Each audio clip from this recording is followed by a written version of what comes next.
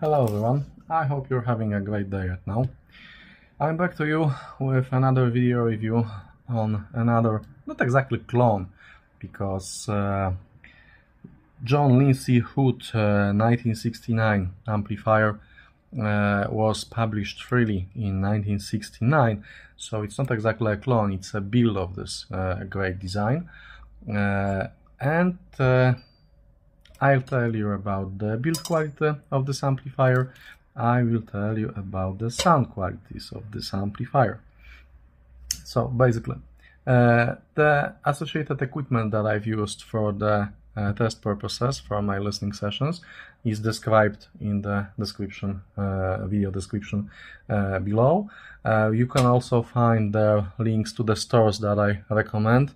The stores that I recommend are the stores that I am purchasing my equipment from, and I've tested them as reliable suppliers, meaning that the packages got here on time and the contents is not damaged. And it's also important to notice that I'm linking to this particular stores because they are providing this particular build, and it's important because there are builds that are looking exactly the same because they are using the same chassis, but there are slight different inside. Yeah, so that's it. Okay, so this one is produced by BrzHiFi. It's called A100. But in all offers that you can get it from on AliExpress, it's called just JLH 1969. Why? Because this build was designed and proposed by John Linsley Hood in 1969 in article published in Wireless World. So the design is 55 years old. Yeah, 55 years old. How does it sound in 2024? That's the question. You can get this one for $300, shipping included, which is a fair price, given the quality of chassis, transformer, and some of the components inside. So the specification. This amplifier is single-ended pure Class A amplifier. It's a low power design because it's a very simple design.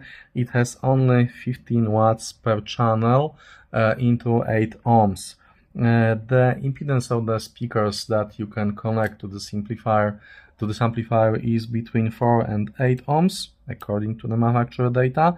Total harmonic distortion is lower than 0.01%, which is a very nice score.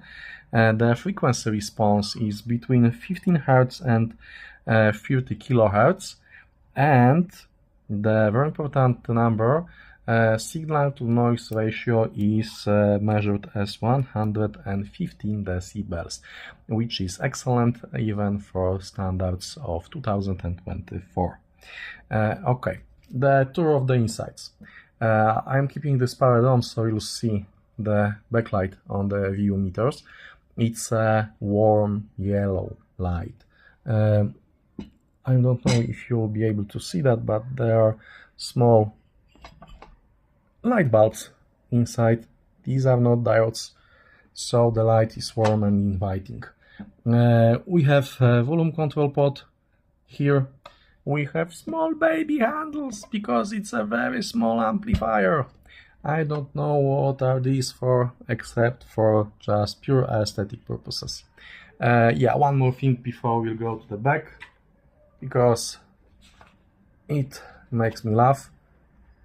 Yeah, it's A4 sized amplifier. It's as big as a typical paper sheet. So let's power it off and let's get the back of the device. On the sides we have Bentley red colored heatsink fins. They are very solid, but we'll talk about that in a minute. In the back we have two RCA socket inputs. We have speaker tabs, very big and solid actually. They look like overkill for 15 watts per channel. but it's nice. I'd rather have them to be a little larger than little too small. We have power socket here, we have integrated fuse compartment here, and we have power off and on switch. Very cheap and simple. That's actually in the back, and I'm not very happy with that, because it means that if you want to power this little lamp on, you have to reach behind the amplifier to the switch. Nothing on the front to power it on, nothing on the sides. You just need to reach all the way to the back to switch it on. Yes. Okay. Before we'll take a look inside, let's talk about the things that I've measured when I was using this amplifier. The first one is power requirements. I've measured with my Tuya smart plug that this amplifier, when it's playing, and also when it's idle, when it's not playing, uses about around 65 watts.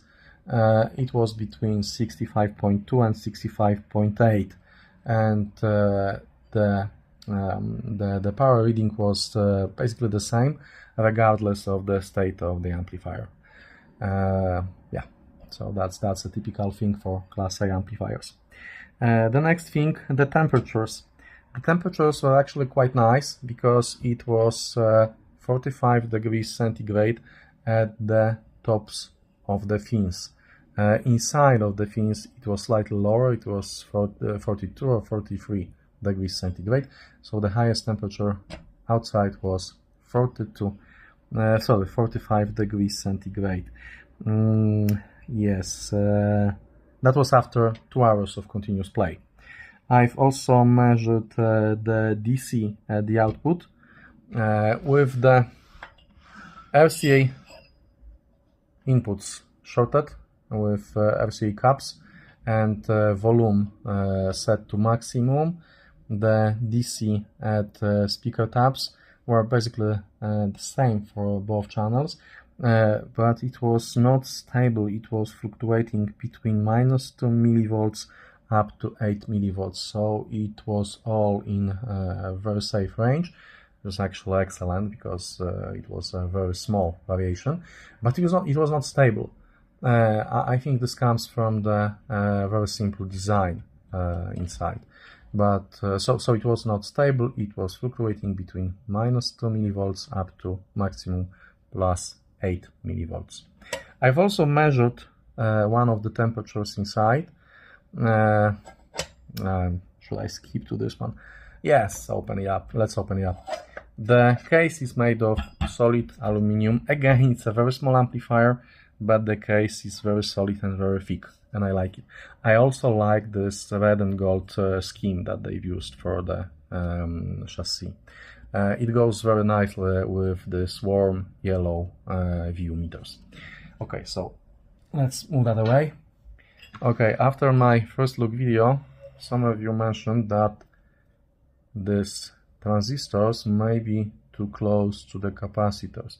So I've checked the temperature on the capacitors in this exactly point here, so on the surface facing the power transistor, and to my surprise it was 55 degrees centigrade.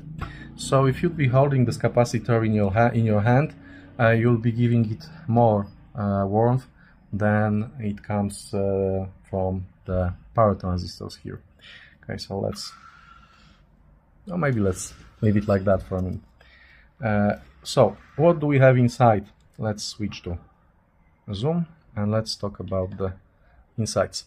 I've already covered most of that during my first look video. These all are EPCOS capacitors. This one is 1800 microfarads. These ones are 5200 microfarads each, meaning to my surprise that we have in total over 20,000 microfarads per channel, which is a very good thing. The capacitors look like they would be recycled, but they are still working fine. EPCOS original capacitors. The transistors. Left channel uses original Oni semiconductor transistor pair. The second one uses Motorola and Toshiba transistors, which is a bit strange. There are two explanations. The first one is, as one of you guys mentioned in the comments, that it looks like a parts bin construction. So that may be one of the explanations, that the transistors were just in a bin together. And the second one is that they are also recycled, which would explain the state of case on this one and these ones, but they had been picked and paired after measurements. And that's the one I'm willing to believe, because right now I know how it sounds, and it sounds good. Okay, so we've covered the transistors, we've covered the capacitors. The ones inside here are actually Rubicons. So the small electrolytes, let's try to focus inside, are Rubicons. Yeah, there is no fuse inside. The only fuse is in the compartment here with the power socket. The volume is set via Blue Alps potentiometer. Yeah. What else? Let's turn this around. The transformer. The transformer is rated for, let's change the zoom. Yeah, the transformer is rated for, as you can see, 130 watts, which is a very big overkill if you take into account that this has 15 watts per channel. So we have a big overhead on the transformer capacity. Yes. We have two pots with the, let's try to focus on that one, maybe zoom a little. Take a look at this place. Yeah, we have a service points here. Okay, let's focus. Yeah, for 300 millivolts here. So we are able to check and measure and set the bias for the amplifiers. As you can see, it has a symmetrical design. These are exactly the same. They are using thick aluminum radiators, and they are using heat conducting paste between heatsink here and the larger heatsink here. What else? Yes, we have rectifiers below the PCB board. The rectifiers are screwed to the bottom of the case, and the bottom of the case is acting as a heatsink. It doesn't get warm at all. It's just warm to the touch by hand, because the whole chassis gets warm and it's playing. But it's not hot, it's just warm. As I've told in my first look video, I'll probably try to remove the volume potentiometer from the signal path and route the RCA inputs directly to the left-hand channel boards there, in order to make this a pure power amplifier.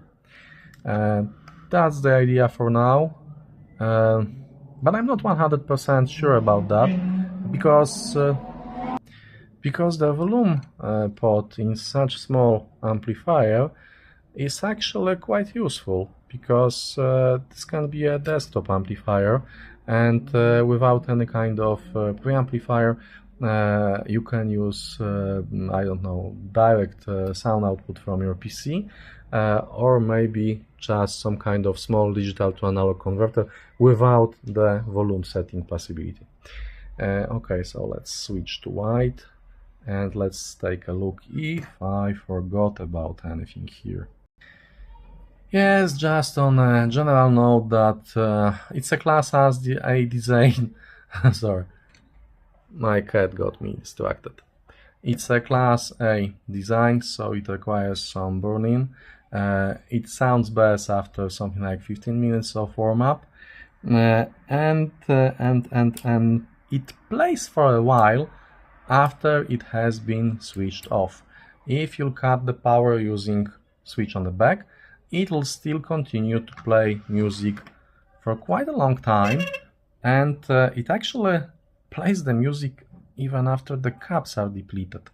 I won't be making video on that, you just have to hear it on your own. Yeah, okay, so that's about the build quality, about the specification, and now let's move to the sound impressions. As you can see, by the way, this one is made by BrzHiFi, so this is one of the clones, one of the constructions that that were produced by this Chinese factory. Okay, now to the sound qualities. The bass here is tight and controlled. It's a very nice surprise for something that has such low volume output. Sorry, not volume output, but power output. Remember, this is only 15 watts per channel, and the bass here is tight and very well controlled. Yes, but do not expect party levels hip-hop dance floor bass. Still, it's just 15 watts per channel.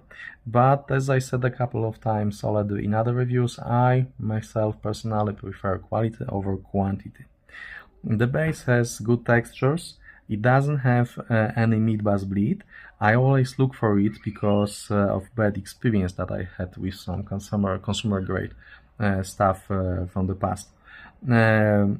I hate that sometimes bass bleeds into the mids, and it can sometimes mask the mids, but not the case with this power amplifier. The bass is controlled, there is no mid-bass bleed whatsoever. Okay, so I've started speaking about the mids, and this brings us to the mids description. The mids here are sweet and natural, the voices are very melodic and very tube-like. It's a trait for this Class A design that it sounds very much tube-like. So I love the vocals. I especially love the female vocals because they were very melodical, they were very musical, but not in the sense that of this word that some of the guys are using, that something is musical, meaning that it sounds like you would be putting a warm blanket over your speakers. No, not like that. It's very musical in the best possible meaning of this word. The mids are detailed and inviting, and they are very musical, and I'd say that the most important quality of the mids here would be that they are relaxing. If you listen to string instruments, they will be very delicate and very melodic too. And the mids convey quite a lot of detail. I was surprised because it's a very simple build. It's very small amplifier, it's very low powered, but there was a lot of detail in the music. Okay, the treble. The treble has a very good extension. I was afraid about that because I've read in more than few places that hood constructions are not always very airy and transparent, and some of the guys warned about that in some of the web forums, that Chinese builds of JLH 1969 can be a little muddy. So it was not on the first version of my bucket list of the things to buy and test, but some of you guys told me in the comments that you actually own that one, and in the treble and extension and airiness, that it's a very similar thing to the Musical Fidelity A1 clone. So I decided to get that one and check it out, and yes, you were right, it's airy and transparent. I was afraid about that, but I shouldn't be. It's a very good treble. Very detailed, without any kind of sibilance and without any kind of listening fatigue. As I said, tube-like sound. And also very open, very nice, very open. I would say very light, filled with light type of sound, but not analytical, although all the detail is here. By the way, I think I'm getting spoiled by all these clones, because at that point I came to expect all the best things from every construction, which may be true, because, you know, if you're building a clone, if you're trying to sell a clone, what kind of construction, what kind of device would you use as a base of your work? Would you take something that had bad reviews, that was objectively speaking bad device, or would you choose top of the line, cream de la cream devices for your cloning purposes? I guess I would go the second way. So that's about the treble. Let's move to the detail. It's very transparent, it has good amount of detail, but it's not analytical, it's not pushing this detail in your ear. You have to look for it for a minute. The leading word here would be relax, not the flood of the detail. But everything is there. It doesn't force your attention, but if you look for it, if you listen for things happening in the background, it's all there and it all sounds clear. The things happening in the background are detailed and you can easily hear them, but they are not being forced into your ears. And that moves us in my notes to scene and imaging. It has excellent center image. It has very good and wide left and right imaging.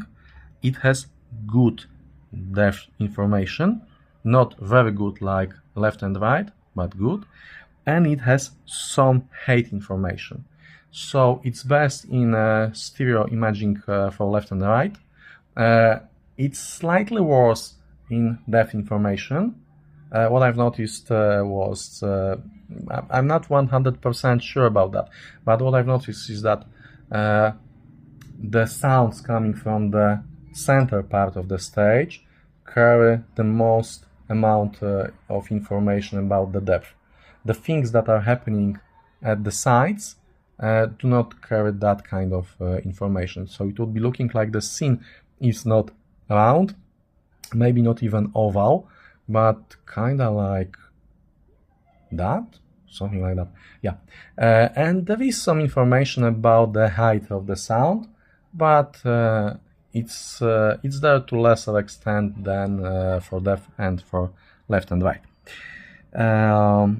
What's important is that this small toy has a very important quality for the amplifier, because it easily makes the speakers disappear.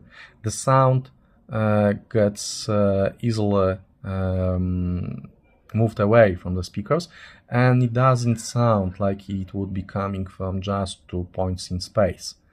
Yes, and while we are looking at the front of the device, there was a discussion about this Dolby symbol here in the comments for the first look video. I don't think these are recycled view meters. They are perfectly new and unused. I think that the guy responsible for graphing, for the design of the dial here, just went one bridge too far with cool audio symbols that he found on the web. Yeah, that's it. So we've covered the scene and imaging, and that was the last part of my notes about the sound qualities structured into sections. So we are coming to the last part with loose thoughts and summary. Loose thoughts are things that I've decided to note, that are things that do not fit in any of other categories, but they were so striking that I decided to note them. Okay, the first thing, and that's actually an important one. When you'll be deciding to buy this one, look for the right speaker matching. Why? Because it's only 15 watts per channel. It sounds very good. It's cheap, so all in all I recommend buying this one. But remember, you'll need to have high sensitivity speakers to pair it with. It's an excellent choice for a desktop amplifier because it's small. Yes. The next thing I noted here is that the words that would describe the sound signature, the best words would be very relaxing and inviting. It may not be the best choice for speed metal if you're listening to speed metal, but for all other music genres, it's pretty excellent, especially for things with vocal and guitars. So if you're into acoustic, into folk, into small ensemble music, into some classical music, this is an excellent choice because it's cheap, it's small, and it sounds very good.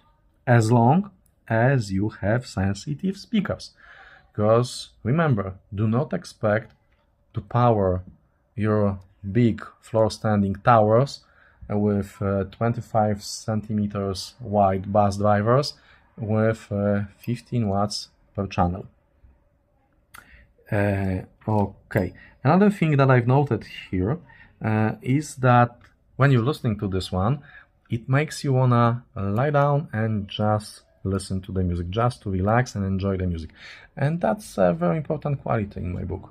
Yeah, when I was finishing my critical listening session, I just lied back and I started to switch some tracks and just relax.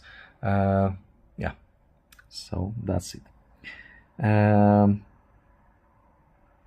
What else? Yes, the last thing I noted here. The music doesn't force your attention, it invites you to relax.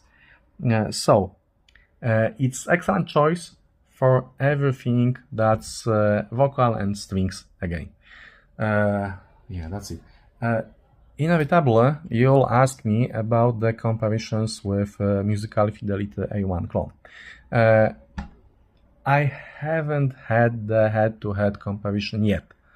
But Musical Fidelity is slightly more powerful. I think it's slightly more detailed. It doesn't look as good. Yeah, that may be important for some of you guys. But in a way, they are very similar. I'll have to do a head-to-head comparison. I'll have to reserve one of weeknights for that, and just to connect them both and to compare them. What are the differences? Because Musical Fidelity A1 is also excellent. Also excellent, meaning that this one is excellent if you haven't heard that between the lines of the things that I've said already. It's a very small amplifier, it's very cheap, it's very available, and it's a great value amplifier. But you need to remember about the speaker pairing. It's just 15 watts per channel. So, that's all about that amplifier. If I forgot anything, just ask me in the comments. I'm trying to answer every single comment. I'm trying to do this twice per day, once in the morning when I'm having breakfast, and once in the evening when I'm relaxing before I go to sleep. So if I forgot anything, if you would like to know something more, if you spotted something here inside that you would like to ask me about, just do that in the comments. If you'd liked this video, you're more than welcome to buy me a beer using Super Thanks on YouTube. I'll be grateful, and I'll have a beer on your health. And I think that's it. I hope you enjoyed this video. Stay tuned for more reviews. I have a pile of equipment waiting to be reviewed because, as always, I'm trying to use every possible style and every possible coupon I can get on AliExpress. And during past 2 months we had something like 3 or 4 sales. So I got some things to review during autumn time. you can actually see two preamplifiers getting ready. The lower is NIME NAC52 clone, and the upper one, the one in the middle actually, this one, is Audio Research tube preamp. Yeah, and they are all connected to that ZIL. Yeah, so I hope you enjoyed that.